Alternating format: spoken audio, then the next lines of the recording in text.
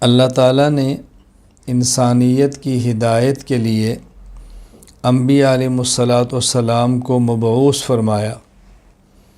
سب سے پہلے اعلان نبوت حضرت آدم علی نبینا و علیہ الصلاۃ والسلام سے کروایا گیا۔ سب سے آخر میں اعلان نبوت حضرت محمد مصطفیٰ احمد مجتبیٰ خاتم المرسلین سید الانبیاء امام الانبیاء حضرت محمد صلی اللہ علیہ وسلم سے کروایا گیا۔ رسول اکرم صلی اللہ علیہ وسلم خاتم النبیین ہیں، آخری نبی ہیں۔ جس طرح آپ کو نبی ماننا ضروری ہے، اسی طرح آپ کو آخری نبی ماننا بھی ضروری ہے۔ اگر کوئی شخص حضور اکرم صلی اللہ علیہ وسلم کو نبی نہیں مانتا، وہ دائرہ اسلام سے خارج ہے۔ اور اگر کوئی نبی مانتا ہے اور آخری نبی نہیں مانتا، وہ بھی دائرہ اسلام سے خارج ہے۔ حضور اکرم صلی اللہ علیہ وسلم کے بعد اب کوئی نبی پیدا نہیں ہوگا، کوئی نیا نبی نہیں آئے گا، نہ ہی تشریعی نبی نہ ہی غیر تشریعی نبی۔ تشریعی نبی نئی شریعت لے کر آنے والا، غیر تشریعی نبی نئی شریعت نہ لائے، پہلے ہی نبی کی شریعت کو لے کر چلے۔ کوئی کسی قسم کا نیا نبی نہیں آئے گا۔ کوئی نبی ذلی ہو، کوئی نبی بروزی ہو۔ ذلی نبی یعنی پہلے نبی کا عکس اس پہ پڑے اور نبی بن جائے، ایسا بھی نہیں ہوگا۔ کوئی بروزی نبی بھی نہیں کہ نبی دنیا سے چلے گئے، اس کی روح کسی شخص میں حلول کر گئی، وہ نبی بن کر آ گیا، ایسا بھی نہیں ہوگا۔ اللہ تعالیٰ نے حضور اکرم صلی اللہ علیہ وسلم پر نبوت کا دروازہ بند فرما دیا ہے۔ آپ خاتم الانبیاء ہیں اور یہ امت خاتم الامم ہے۔ آپ آخری نبی ہیں، یہ امت آخری امت ہے۔ قرآن کریم آخری کتاب ہے جو کسی پیغمبر پر نازل ہوئی۔ تو حضور اکرم صلی اللہ علیہ وسلم امام الانبیاء بھی ہیں، سید الانبیاء بھی ہیں، خاتم الانبیاء بھی ہیں۔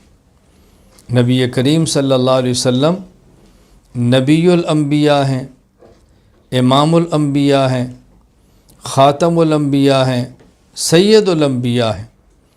حضور اکرم صلی اللہ علیہ وسلم کو اللہ نے خاص اعزاز بخشا ہے، خاص اکرام بخشا ہے، خاص مقام عطا فرمایا ہے۔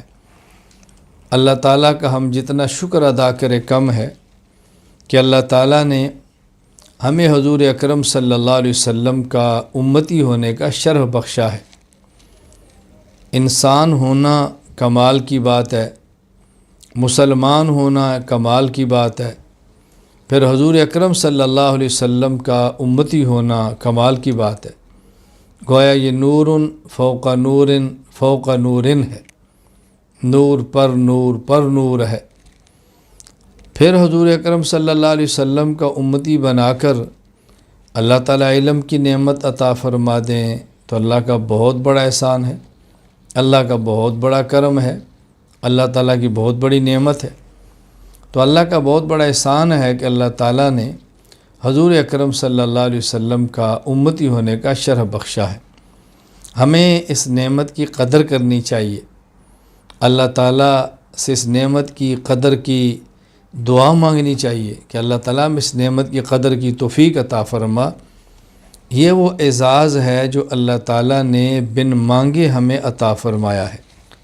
یہ وہ اعزاز ہے جو اللہ تعالیٰ نے بغیر کسی محنت کے ہمیں عطا فرمایا ہے۔ سبحان اللہ، کس قدر اللہ تعالیٰ کا انعام ہے، اللہ تعالیٰ کا احسان ہے، یہ کتنی بڑی نعمت ہے۔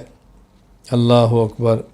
دنیا میں بھی ذرا غور فرمائیں اور آخرت میں بھی غور فرمائیں کہ اللہ تعالیٰ کا یہ اتنا بڑا انعام ہے، اتنا بڑا اکرام ہے، اتنا بڑا احسان ہے کہ قیامت کے دن حضور اکرم صلی اللہ علیہ وسلم کے مبارک پرچم کے نیچے یہ امت جمع ہوگی اور آپ کی امتی، اللہ اکبر، آپ کا امتی بن کر کو اٹھایا جائے، یہ کتنا بڑا شرف ہے۔